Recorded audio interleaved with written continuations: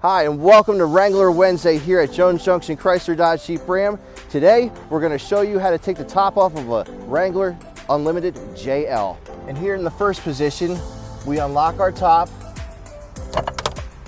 and we lift up. We can set it back just to there, or we can put it even further back.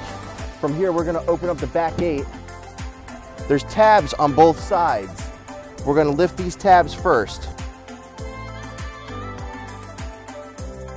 And then we're going to slide either one way or the other our back window out. We can either do the left or the right side, same way. We go after our tabs here on the side and we slide it right out.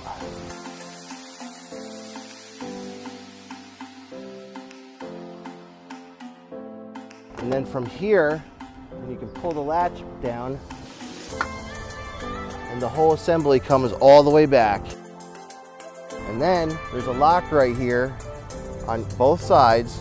You just pull it down to lock it into place.